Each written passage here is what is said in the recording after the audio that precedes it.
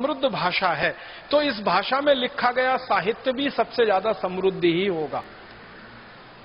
जब भाषा समृद्ध होती है तो भाषा का साहित्य भी समृद्ध होता है। तो संस्कृत भाषा में जितना साहित्य लिखा गया है पूरी दुनिया में, शायद ही किसी भाषा में लिखा गया। फिर आप बोलेंगे दिखाई तो नहीं देता।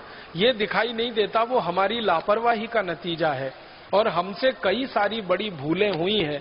उनमें से एक बड़ी भूल ये हुई है कि अपने साहित्य को बचाकर हम नहीं रख सके। पिछले 1000 वर्षों में हमारे साहित्य का बहुत नुकसान हुआ है। पिछले 1000 वर्षों में आपको शायद ये जानकर हैरानी होगी कि विदेशी लुटेरों ने जब से भारत में आना शुरू किया तो भारत की संपत्ति को ही नहीं लूटा, यहां के साहित्य को भी लूटा, क्योंकि ज्ञान उसमें भरा पड़ा है। तो हमसे साहित्य की साज संभाल नहीं हो पाई पिछले 1000 वर्षों में, वो काफी कुछ लुट गया। और कई विदेशी आक्रांता तो ऐसे आए जिन्होंने हमारे साहित्य को जला दिया। आपने सुना है तक्षशिला की कहानी? भारत की सबसे बड़ी पुस्तकालय की कितनी दुर्वस्था हुई थी कि उसको जला दिया गया था। और तक्षशिला की पुस्तकों को जला देने के बाद की कहानी ये है कि 6 महीने तक विदेशी आक्रांताओं ने उन किताबों के पन्नों को जला जलाकर अपना पानी गर्म किया था। इतना बड़ा हमारा ज्ञान का भंडार था तक्षशिला विश्वविद्यालय, जो 6 महीने तक जलता रहा था। 6 महीने तक जलता रहे। कल्पना करिए लाखों करोड़ों पेज रहे होंगे जो 6 महीने तक जले होंगे। तो कई विदेशी आक्रांता और लुटेरे ऐसे आए कि उन्होंने हमारा साहित्य नष्ट किया। कई विदेशी आक्रांता और लुटेरे ऐसे आए जिन्होंने हमारा साहित्य लूट लिया। और कई आक्रांता और विदेशी ऐसे आए जिन्होंने हमारे साहित्य में तोड़ मरोड़ करके उसको ऐसा प्रस्तुत कर दिया कि वो हमको सबसे ज्यादा खराब दिखता है। जैसे वेदों की बात करें, हमारे जो मूल वेद है ना, वो भारत में अभी हम ढूंढने निकले तो मुश्किल से मिलते हैं। जब भी कहीं भारत में वेद की कोई प्रतिलिपि मिलती है और उसके बारे में छानबीन की जाती है तो पता चला वो मैक्स मूलर रचित है। और मैक्स मूलर एक ऐसा व्यक्ति था जो भारत के बारे में जानना तो चाहता था लेकिन आया कभी नहीं इस देश में।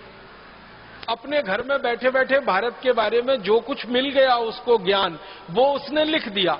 वेदों को उसने पढ़ा पूरी रुचि से, संस्कृत सीखी उसके लिए, लेकिन बहुत सारी चीजें उसको समझ में नहीं आई वेदों में, तो उसको अपने तरीके से लिख मारा। और आज हमें वो दिखाई देती हैं तो हमको वो विरोधाभासी लगती हैं।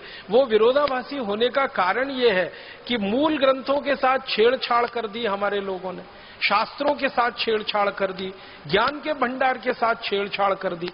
अगर हमारे मूल ग्रंथ वेदों को हम देखें और मैक्स मूलर रचित वेदों को देखें, या हमारे मूल दूसरे शास्त्रों को देखें, अब जैसे मैं एक उदाहरण देता हूं, जो हमारी मूल मनुस्मृति है उसको हम पढ़ें और अंग्रेजों द्वारा तैयार की गई मनुस्मृति को पढ़ें, दोनों में जमीन आसमान का अंतर। मूल मनुस्मृति में जो बात कहीं नहीं है, अंग्रेजों द्वारा रचित मनुस्मृति में वही बातें हैं। याज्ञवल्क संहिता में न्याय सिद्धांत के बारे में जो बातें हैं मूल ग्रंथों में, अंग्रेजों ने एक याज्ञवल्क संहिता तैयार की, उसमें बिल्कुल उल्टा लिखवा दिया। तो हमारे शास्त्रों की कई तरीके से तोड़ मरोड़ हुई। एक तो जलाया गया, लूटा गया, और उसके बाद जो साहित्य विदेशियों के हाथ में पड़ गया उसमें अपना दिमाग लगाकर खुराफातें बहुत की हैं उन्होंने, बहुत कुछ मिलावट कर दिया। और वो मिलावटी चीजों को आज कोट किया जाता है सारी दुनिया में। जैसे वेदों में से कहीं से वाक्य निकाल कर ये कोट कर देते हैं, उपनिषदों में से निकाल के कोट कर देते हैं कि भारतवासी मांस खाते थे, गाय का मांस खाते थे। ऐसे कोटेशन हमारे यहाँ दे दिए जाते हैं और वेदों का कोई सूत्र या कोई श्लोक या उपनिषदों का कोई सूत्र या श्लोक उसके नीचे लिख दिया जाता है। वो सब मिलावट है, बाहर के लोगों द्वारा जोड़ा गया क्षेपक है और उसकी व्याख्या भी गलत है। तो हमारे देश में जो ज्ञान भंडार हमारे पास बहुत बड़ा रहा संस्कृत के आधार पर, इसमें बहुत नुकसान हो गया। ज्ञान हमारे यहाँ दुनिया में सबसे ज्यादा रहा है क्योंकि भारत जो नाम है ना, वो एक रूप में ज्ञान का ही हिस्सा है। भा माने होता है ज्ञान और रथ माने होता है लगा हुआ। ज्ञान में रथ, ज्ञान में लगा हुआ देश ही है भारत। तो हमसे ज्यादा ज्ञान शायद ही किसी के पास होगा, लेकिन वो ज्ञान में पिछले 1000-1500 वर्षों में बहुत कमी आई। या तो वो लुटा, या तो विदेशियों द्वारा जलाया गया, या तो उसमें उन्होंने अपने छेपक जोड़ दिए, मिलावट कर दी और वो हमारे सामने प्रस्तुत हो गया। ये आज हम सब भारतवासियों के लिए बहुत बड़ी चुनौती का काम है, बहुत बड़े शोध का काम है कि जो हमारे मूल शास्त्र रहे हैं, मूल हमारे ग्रंथ रहे हैं और जो मूल ज्ञान की बातें रही हैं, उनको पुनर्खोज करके देश के सामने प्रस्तुत किया जाए, ताकि ये जो मिलावट वाला हिस्सा है ये दूर हो सके और हमको शुद्ध ज्ञान मिल सके। चेले और चेलियां तो हमारे